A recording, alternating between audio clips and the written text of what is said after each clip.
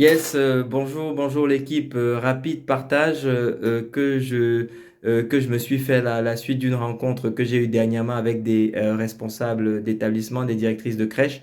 Eh bien, quatre leviers me paraissent extrêmement déterminants pour résoudre un problème fondamental dans notre métier qui est l'engagement et la fidélisation du personnel.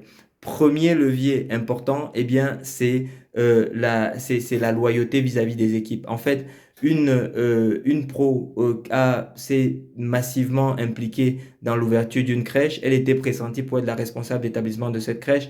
Et à la fin, finalement, cette responsabilité ne lui a pas été donnée, sans doute pour des bonnes raisons, mais manifestement, il n'y a pas eu d'échange, c'est-à-dire qu'il n'y a pas eu de promesse, il n'y a voilà, rien eu de fait véritablement pour pouvoir fidéliser cette collaboratrice qui, au dernier moment, a été déçue alors qu'elle s'était massivement investie tout au long du processus. Donc, la loyauté que en tant que cordeau on peut avoir avec nos pros, c'est évidemment essentiel. Et je pense d'ailleurs que finalement on est en train, on parle tout le temps de tickets resto, on parle de plein de choses, mais en réalité, je pense que ce qui détermine plus que n'importe quel autre facteur, ce qui va déterminer notre envie de rester dans une aventure donnée, ça va être la qualité de la relation qu'on va avoir avec nos supérieurs et avec nos collègues.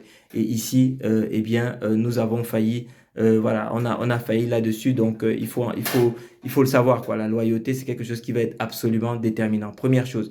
Deuxième, et donc finalement, c'est pas une histoire d'argent, c'est pas une histoire d'évolution, c'est pas, non, c'est vraiment la loyauté, c'est la qualité de la relation qu'on va avoir avec les gens.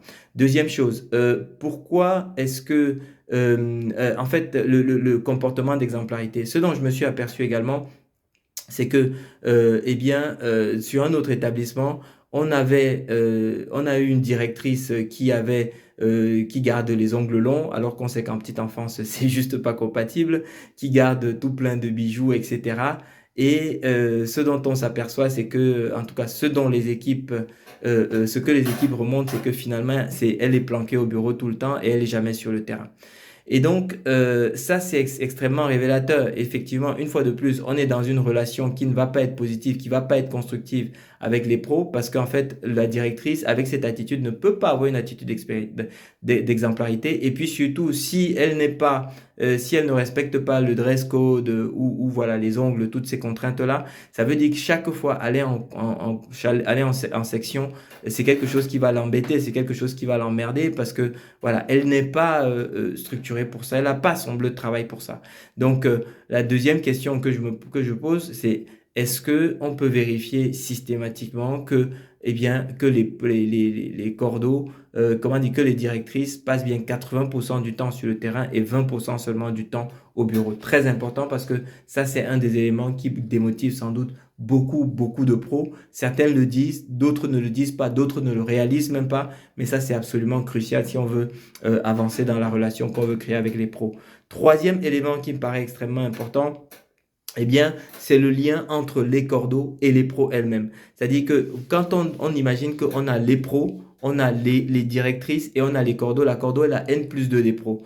Une cordeau qui vient, lorsqu'elle est de passage dans une crèche, passe l'essentiel du temps dans le bureau et très peu de temps en section, voire pas du tout de temps en section, eh bien, ça ne va pas être bon signe. Ça ne va pas envoyer les bons signaux et ça va faire en sorte que il n'y ait pas de lien qui soit créé entre les pros de cette crèche et la cordeau de manière à ce que si les pros ont besoin de parler à quelqu'un d'autre que leur directrice, et on sait tous que ça arrive tout le temps, eh bien, qu'elles se sentent la liberté de pouvoir échanger. Ce qui signifie donc qu'il est désormais impératif que la cordeau passe globalement entre un et 2 tiers de son temps de visite sur les crèches dans les établissements auprès des pros. Parce que c'est vraiment, voilà, ce travail auprès des pros, là, c'est ça qui fait fidéliser les pros, qui fait que les pros se sentent bien dans une aventure et donc qu'elles soient fidélisées. Je pense que si on parle d'engagement, de fidélisation du personnel, finalement, tout ce qui tourne autour de la relation humaine est vraiment central. Que ce soit la loyauté, l'exemplarité,